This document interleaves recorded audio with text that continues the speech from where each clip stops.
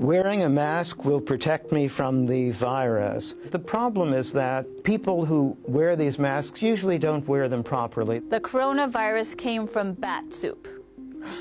That is absolutely not correct. The coronavirus was deliberately created or released. Giving humans a little bit too much credit here. Hi, I'm Dr. Sarah Madan. I'm the Senior Director of New York City Health and Hospitals System-Wide Special Pathogens Program. And I'm Dr. Stephen Morse, Professor of Epidemiology at the Mailman School of Public Health, Columbia University. We're here to debunk myths about the coronavirus. Let's get started. Getting the coronavirus is a death sentence. Well, there's a lot we still don't know about the coronavirus disease, but based on the data that is coming out, it seems to be a mild type of viral infection. There's a 2% fatality rate and about 18 to 20% that may be in the critical condition range. And those 2% who die are the sickest. They're in the hospital already. So even those in the hospital have probably a 98% chance of surviving. So it's not a death sentence, I agree. It's not a death sentence.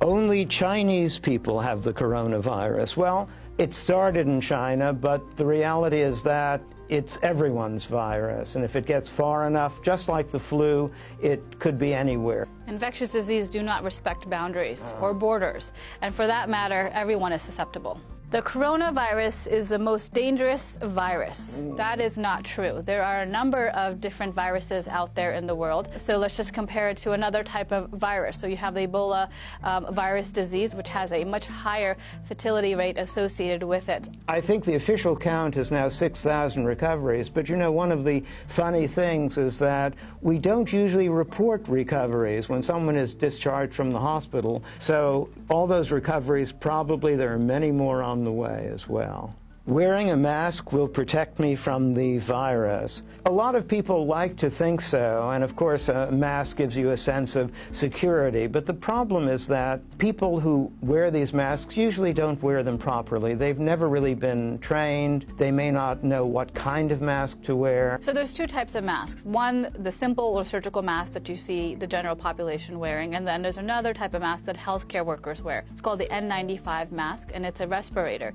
and it is able to filter particles that are airborne with 95% efficacy. And the one that healthcare workers wear, they have to go through what we call fit testing, and so to make sure they have a perfect seal. People who may think they want to wear an N95 find it very uncomfortable after a while, so even if it's well fit, it's then especially hard to breathe through. And the mask is really for those that are infected with the actual coronavirus disease, not so much for a healthy individual. So things that actually proven to be effective is washing your hands often, with 20 seconds, as well as obviously if you're sick, staying home. So a number of other public health measures that actually are proven to be extremely effective. The coronavirus came from bat soup.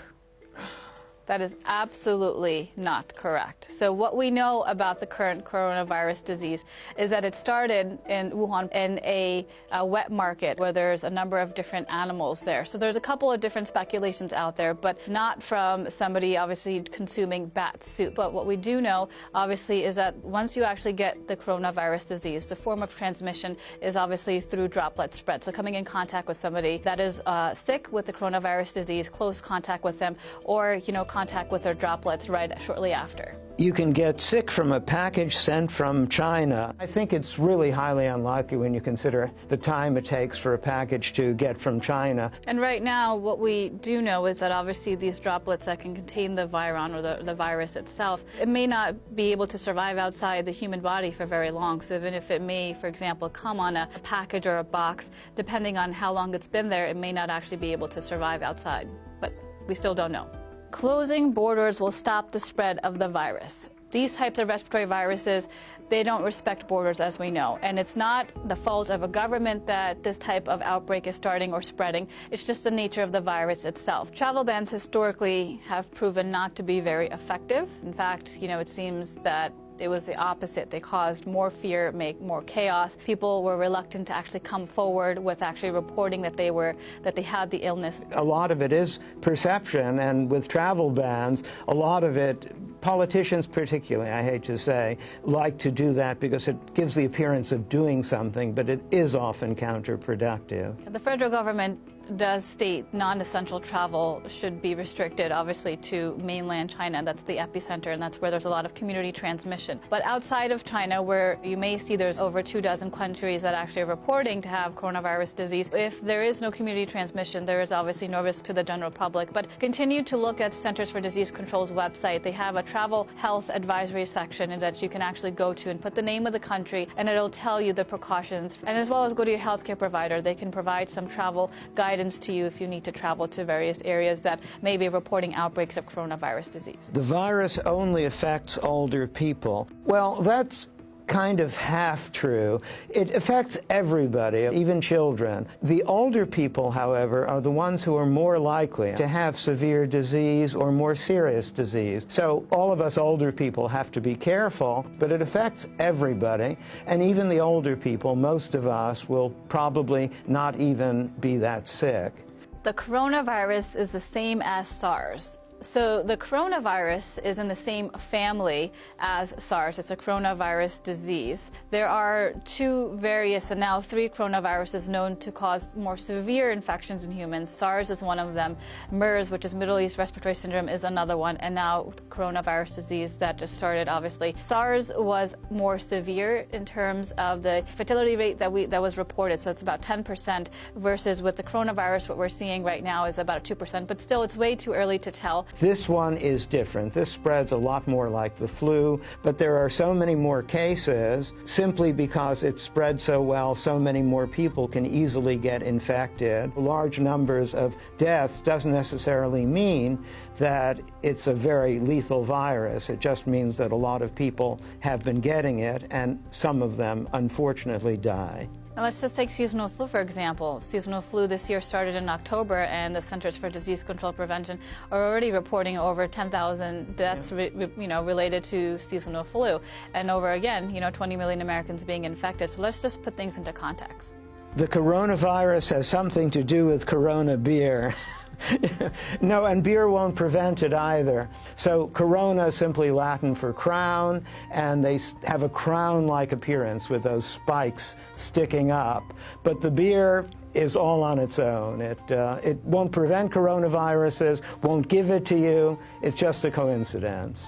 My pet could give me the virus. So with the coronavirus, still there's still a lot we don't know. Right now, we haven't seen any cases where pets are transmitting the virus to their owners. You're more likely to give it to your pet than the other way around. Yeah. Take good care of your pets. Yeah. The coronavirus was deliberately created or released. Giving humans a little bit too much credit here. So we basically had 3 coronaviruses in 3 decades, but we know that there are a lot of them in nature that look exactly like SARS, and this one doesn't look special. So this is just another one to add to the collection. Infectious diseases can be caused by a number of different things. Obviously, they're natural in the environment. It could be due to, obviously, climate change, ecological factors, agricultural factors, human behavior, and these are constantly happening around us, so outbreaks are inevitable. It could be very surprising that anyone would have figured out a way to create it. We still are way behind nature in being able to do that. Antibiotics prevent and treat the virus. Viruses and bacteria are 2 different microbes. So we would use antibiotics for bacteria. For viruses, we use antiviral medications. And so, for example, with seasonal flu, that's a virus. And so one of the ways that we can treat or alleviate some of the symptoms is by giving Tamiflu. That's an antiviral medication. So antibiotics in this context for this virus do not work unless you have secondary infections that are bacterial in nature. And this is a very common misconception. There are a couple of drugs now that are experimental, but they're in the development stage, that are showing promise against this particular virus. We're still in the early stages of the coronavirus disease. There's a lot of rumors, things that are not factual. So really go to credible sources. Go to public health websites that are credible. Go to the World Health Organization's website. Go to your local health department's website, or even go to your healthcare provider to get more information if you're curious. And if you want to read about all the emerging diseases everywhere in the world, you can get on the ProMed website or even get email. And I think there has been a lot of fear around this, partly because we've heard of these other coronaviruses like SARS. But I think panic or fear is not really what we need. These outbreaks are inevitable, and we need to continue to prepare for these types of outbreaks. We need to invest in global health security. A best case scenario, obviously, is that it all gets under control, and hopefully we'll have vaccines and other things and have learned something from the experience.